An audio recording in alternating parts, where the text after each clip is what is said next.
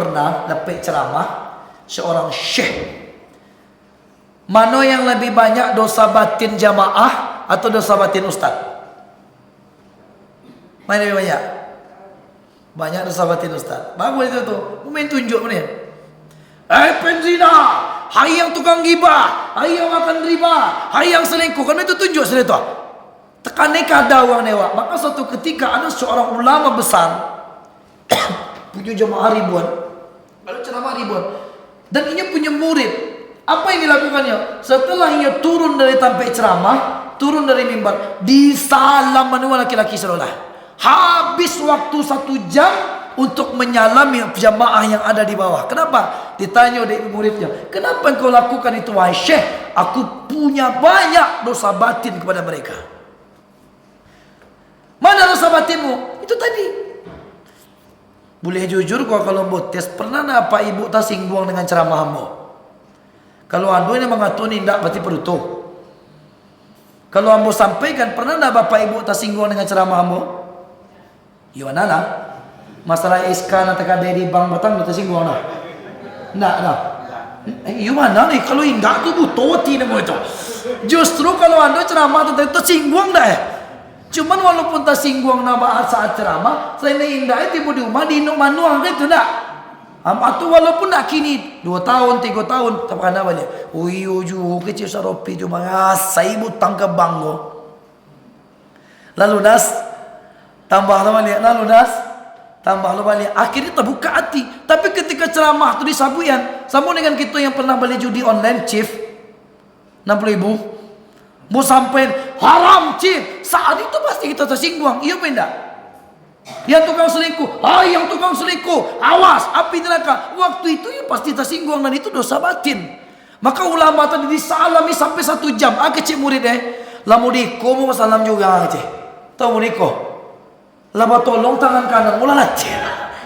Kenapa engkau lakukan itu Syekh? Karena aku punya dosa batin dengan mereka. Begitu indahnya hati seorang ulama. Walaupun yang disampaikannya benar, walaupun ucapannya benar, tapi kalau ada orang yang tersinggung oleh ucapannya, dia meminta maaf sampai 1 jam setelah ceramah dia baru pulang ke rumahnya. Bapak Ibu sekalian, dengan elok, sahabat berada di Masjid Nabawi dengan Rasulullah SAW. Lalu apa kata sahabat? Kata Rasulullah, nanti coba kalian mengarah ke tempat berwudu, artinya ada orang kakak masuk. Ada seseorang yang sudah dijamin Allah masuk surga. Macam lihatlah sesamu. Timbullah orang yang perawakannya biasa. Kata sahabatku, apa ibadahnya? Apa amalannya hebat kok sampai-sampai Nabi mengatakan dia sudah masuk surga? Masuk surga. Baca lihat, tunggu-tunggu. Datang seorang budak, entah bantu-bantu apa, masih nampak mengalir air wuduk dari rambutnya basah sebenarnya. Sudah dicari orang sama, tak cangang aja. Mau dicari orang sesama. Tiba dia ambil, tiba di situ, tiba di pintu, mau dikopak kamu saudara itu tercangang mo. Tercangang lah budak. Bagaimana apa salahku Rasulullah? Enggak. Kata sahabat, apa amal ibadahmu? Sampai Nabi katakan engkau calon penghuni surga. Nah, deweknya diam-diam. Kalau nak tahu kalian bertamu. Maka dalam Islam, kalau kita nak punya makanan di rumah, ukhuwah Islam ya. Kalau kita tak punya makanan di rumah, kita boleh bertamu ke rumah muslim manapun 3 hari. Ambil hak kita situ. Berhari, boleh ya. Kalau ada muslim tak menerima orang bertamu ke rumah 3 hari, maka dia bukan muslim. Bagi Nabi makanan Nabi, utang banyak, piti nak ada. Boleh kita bermalam di tempat muslim 3 hari? Boleh, ambil hak. Karena memang setiap tamu membawa berkah, dan bertamu itu hukumnya 3 hari. 3 hari apabila tamu dilayani mengalir berkah. Setelah lewat 3 hari, ala sedekah namanya, bukan berkah. Sehingga apa? Kata Rasulullah, "Paimelah kumahinyo." Itu bahasa gitu. Silakan engkau menginap di rumahnya. Menginaplah sahabat. 3 hari datang. Ya Rasulullah, tidak ada yang istimewa. Solatnya biasa, baca Qurannya biasa, tahajud jarang, tidak ada yang istimewa. Sengaja aku tidak tidur malam hari mengintai-intai apa ibadahnya. Ini biasa mesalahnya. Kata Rasulullah, benar. Tapi coba tanyakan ke dia langsung. Datanginya langsung. Kata Nabi, engkau penghuni surga. Ibadahmu 3 hari aku di rumahmu, tidak ada apa-apa. Apa kata si budak? Aku memang sholat biasa saja, baca Quran biasa. Tapi pun kalau ada yang menonjol, yang disampaikan Rasulullah, aku pun sudah. Cuma satu ibadahku yang menonjol. Apa itu? Sebelum tidur, aku duduk di tempat tidurku dan memaafkan semua kesalahan orang yang pernah menzalimiku. Kalau kita beda, duduk tapi lalu takana sudah balik. Teman dia, aku awas besok, aku balik. Kalau yang tadi budak tadi, solat biasa, baca Quran biasa. Tapi satu kebiasaanku, sebelum tidur, ku bayangkan mulai bangun sampai ada orang yang menzalimku, ku ikhlaskan dan ku maafkan semua salah orang yang pernah menzalimiku. Itulah mungkin satu ibadah yang menonjol. Itu maka Nabi minta maaf, zahir dan batin. Akhirnya mau tanya lah, kita maafkan. Nyo dulu yang ko, ambola mau maafkan Ustaz. Tapi waswoji nyo lebih sama deh. Bangun itu cebo, asal nampak muka nak muntah ni bawaan wah. Ku pasangkan dia, asal nampak muka nak muntah gitu. Itu naudzubillah. Naudzubillah min dzalik. Silakan salat, silakan puasa, silakan sedekah. Simpan dendam sebiji sawi nak masuk surga. Silakan salat, silakan sedekah. Silakan beribadah banyak, ketika menyakiti tetangga tidak masuk surga. Silakan salat, silakan sedekah, silakan baca Quran, tidak masuk surga kalau punya sombong sebiji sawi dalam bantai itu baik.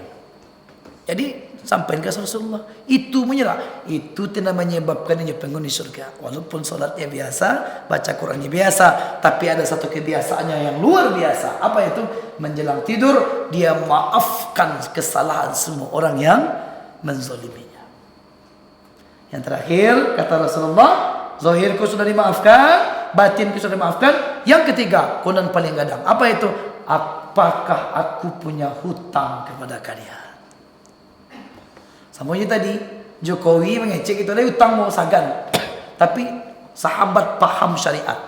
Kalau tidak disampaikan ke Rasulullah akan jadi beban sampai ke akhirat. Berdiri seorang sahabat, aku lupa namanya. Ya Rasulullah, engkau punya hutang 3 dirham kepadaku. 3 dirham. Dibayari Nabi waktu itu. Ibadah yang paling lama puasa sebulan. Iya.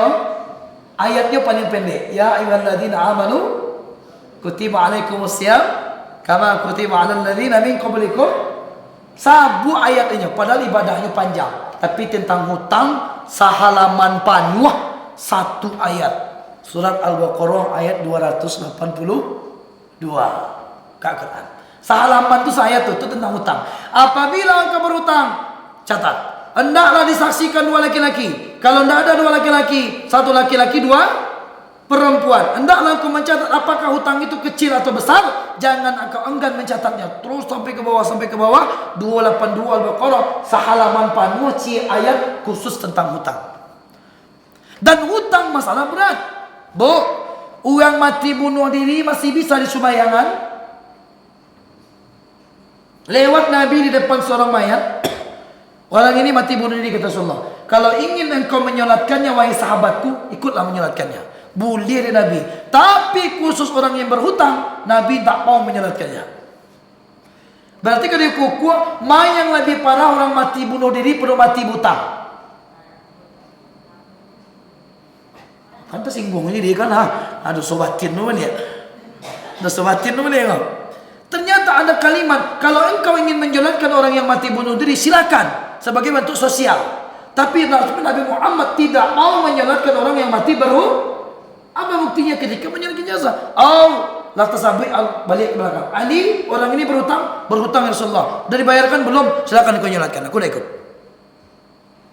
Kata Ali, aku tanggung dosa utang ya Rasulullah. Barulah Nabi mau menyolatkan jenazahnya.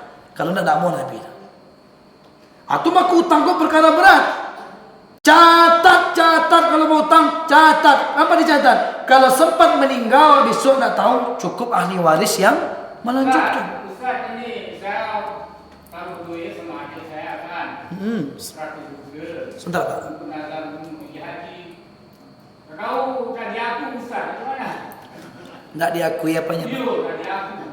Hah? Saya berdua ambil Ustaz di musim pekan Jepang. Terus diambil sama dia. Ustaz, aku Terus diambil Pak. Nah diakui Ustaz itu mana? Tidak diakui. Oh. Memang kalau lo baca gitu pitih Pak ya gitu ya. Asa sudah nampak lah tuh satu ames besar mata hilang akal saya.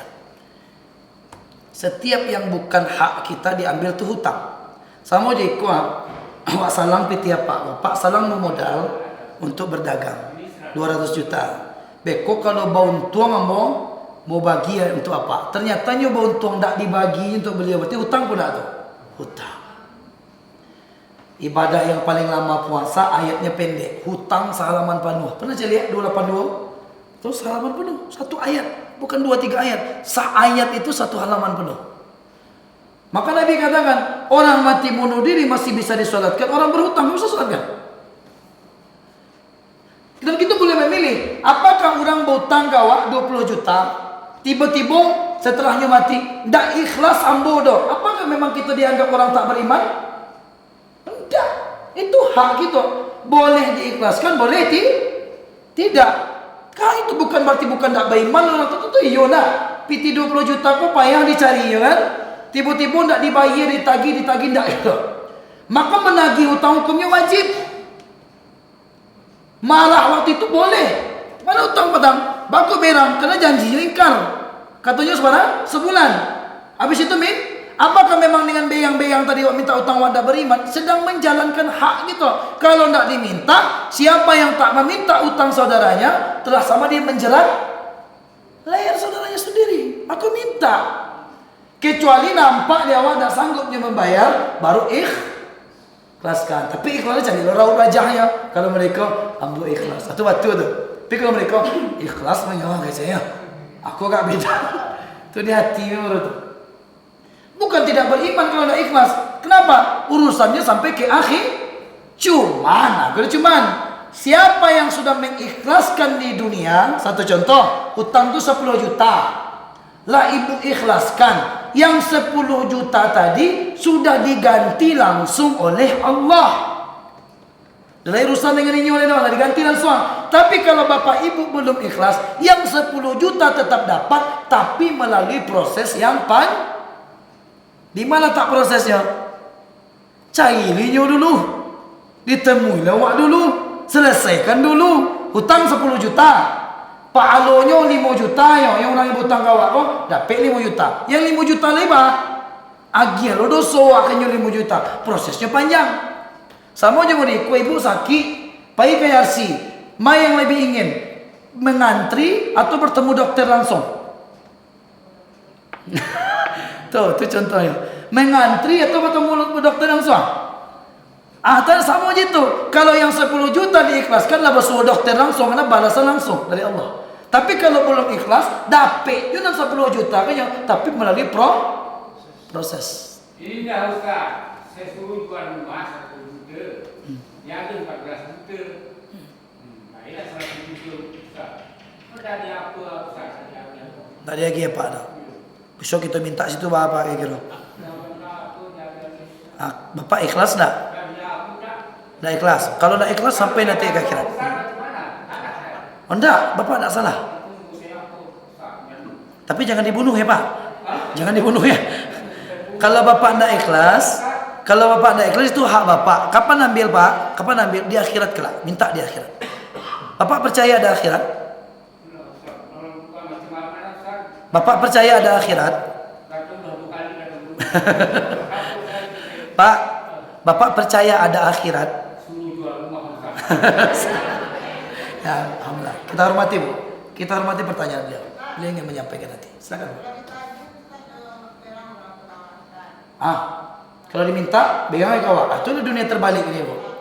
Inyonan berhutang awak itu dikajai lah diam. Itulah dunia kini. Makanya mau pahami masalah hutang kau bagi kita kan. Kok nyampang awak berhutang, hati-hati je hutang awak. Kalau sempat awak tagihnya berang kawak sampai ke akhirat urusannya bu. Ibu akan tuntutnya di akhirat. Kan itu yang mau sampaikan tadi. Apakah dengan tidak mengikhlaskan hutangnya kawak awak dikatakan tidak beriman? Bukan. Karena itu hak awak. Boleh-boleh saja kita tidak ikhlas. Silakan nanti sampai ke Allah. Tuntut di hadapan Allah. Yang ngancak itu tadi nak antri nak sampai dan suang.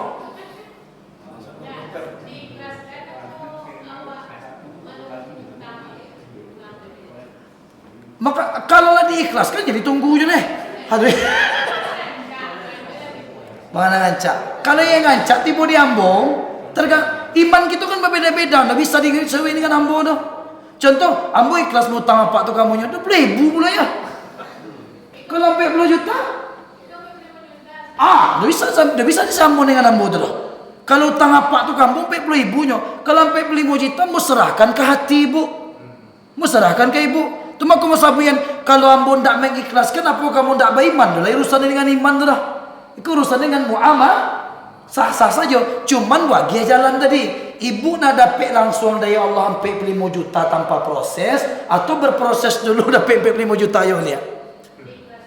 Makanya dibuatlah ayat, semulia-mulia manusia yang mengikhlaskan hutang saudaranya ke itu yang paling mulia. Kenapa? Nggak perlu proses-proses ini dah. Ketika dia mengikhlaskan di dunia, balasan sudah langsung datang dari Allah. Sampai sama-sama sampai 5 juta ya dapatnya. Cuma niko dapat langsung, nah niko. Itu mau sampai contoh tadi. Awalnya sakit wah, pawit lah buncit wah, lama lah kambuh. Diikuti antrian 20 orang lain. Main apa? Mau diantrikan tu lah bersuruh dokter langsung. Diserahkan ke hati masing-masing. Diserahkan kepada hati masing-masing. Lah lewat Isa 7 minit. Kamu sana ceramah bang. Jam berapa Isa ini? Santai. 37. Berarti itu tadi masih ada 5 menit lagi. Jadi nak salah-salah. Nabi membolehkan menyolatkan orang yang mati bunuh diri, tapi tidak mau menyolatkan orang yang kan bagi itu. Atau makanya kini yang bodek menangah ceramah dari ustaz tapi ya, bukan utang balik banyak. Nah tidak tercatat. Waktu Sanawiyah ada utang 3 in 1. 3 in 1 kau tahu? Ambil 3 bayi cik. Itu utang 3 in 1. Masuk kerengkang dulu pak, ambil lontong ni ya. Tiba-tiba ambil bawa 3 bayi cik. Itu hutang. Karena Nabi 3 dirham saja ditagih sahabat. Sama juga tadi, ibaratkan tadi, kalau Nabi bicara di hadapan halayak banyak, bantu Jokowi bicara, kan tak mungkin awak mengatakan punya. Tapi dia sahabat memahami hukum, kalau tak diberitahu, ujung-ujungnya jadi dosa oleh Rasulullah. Terdiri, engkau punya hutang 3 dirham yang Rasulullah bayar. Allah dibayar, kalau gitu kata singgung kita. Padahal kalau anda orang meminta utang yang kita terselamatkanlah kita dari azab neraka jahanam. Mengingatkan kita. Tapi mengenai ikhlas, tidak ikhlas disampaikan, diserahkan menurut pendapat dan hati kita masing-masing. Nak dapat kini, nak dapat besok, kita nak menerima. Tetap menerima. Salah tadi aku Ustaz. Saya berdua gitu. Orang rumah tadi. Tidak ada catatan. Makanya 282 itu Pak. Pak, besok-besok harus dicatat ya Pak.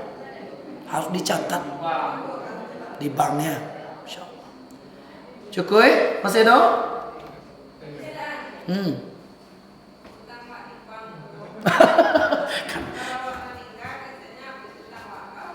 Makanya di situ letak ribanya. Asuransi kan? Kalau utang tinggal 20 juta meninggal, lunas. Sementara dalam Islam ijab kabul itu harus jelas kan? Barang dibeli, barang dijual. Bakunya ada perjudian. Di setiap riba itu ada judi. Tahu tak judi?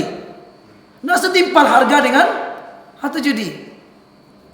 Asuransi contohnya apa? Judinya. Awak baru masuk asuransi, baru bayar 10 juta. Tiba-tiba auto melantak. Diklaim 200 juta. Padahal baru 10 juta. Atau sebaliknya. Lama bayar 500 juta, dan auto pun tak jual lantak-lantak dah.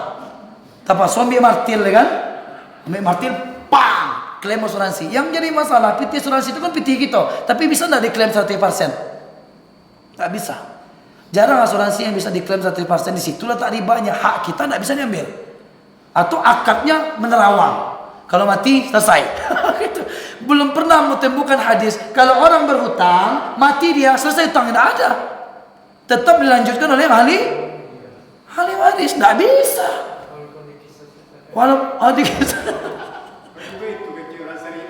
Hah? Kamu sampai kini belum menemukan yang syariah. Namu bank syariah cek. Padahal bunga lebih kadang dari bank konvensional itu kan. Nah masa waktu 10 hari sebalik kalau mohon maaf zahir dan batin. Aku dapat sudah salat isya rupanya langsung pulang. Bersalaman gitu dulu. Kalau ada bekonan pulang tidak bersalamannya berarti begang ya kamu. Kalau lebih sama kita tutup dengan doa kafaratul majlis. Subhanakallahumma wa bihamdika asyhadu an la ilaha illa anta astaghfiruka wa atubu ilaik. Assalamualaikum warahmatullahi wabarakatuh. Terima kasih ya guys sudah mengunjungi channel kami dan menonton sampai akhir video. And don't forget to subscribe ya guys. Semoga video ini bermanfaat. Jangan lupa ya guys, please jangan lupa klik tombol subscribe guys. Karena subscribe itu gratis. Dan semoga yang sudah subscribe selalu mendapatkan rezeki yang berlimpah.